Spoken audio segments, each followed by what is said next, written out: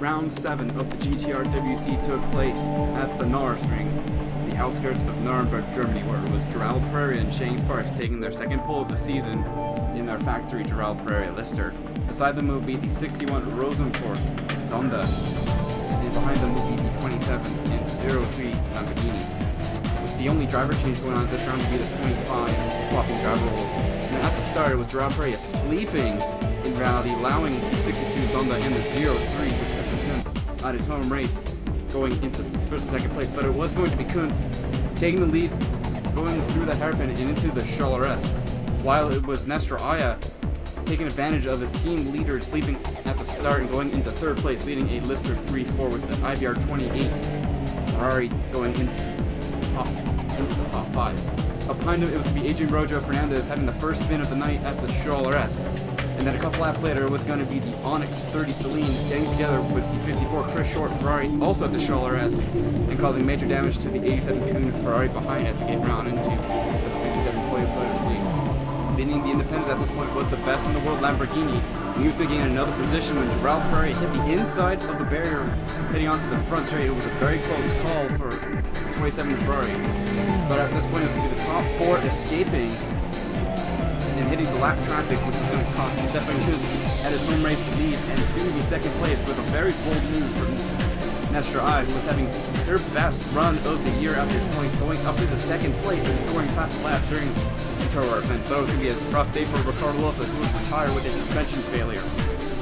At this point, after the lap traffic, it was going to be the 62 with a large gap of the rest of the field, and the 03 team knew this and pitted their car early once again, and would gain the lead with the pit stop would cycle out, passing the 28 Ferrari as it would go into the hairpin at the end of the pit stop cycle.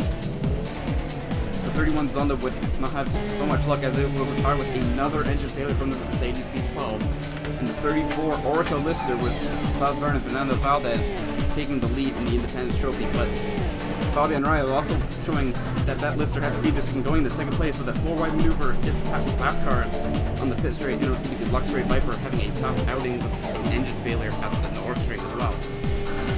But Nestor I and Fabian Raya would drop back a little bit, leaving the 25 and the 28 to battle for second for the duration of the middle stint.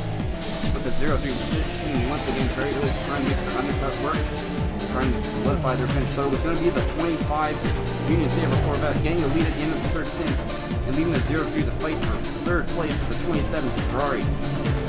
The pressure mounts from Dennis Mengele to make it a IBR 1-2 to solidify the pressure on the team championship from Union Sabre, with the Orico 34 pretty much solidifying its first independence victory here at the Norisring. But it was going to be another position game for all those guys at the 28 would catch fire on the final lap of the race, which would spell their retirement, with the Aero Racing Corvette missing out by being 2 laps down, and everyone else who was on lead up getting position.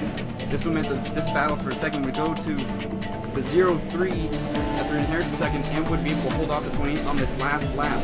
But it was going to be all smiles at Union Sabre, who gained the most out of this, with Carl Lichter-Schultz and Alfonso Ribeiro following the 03's footsteps and taking the victory here at the Norisring in convincing fashion.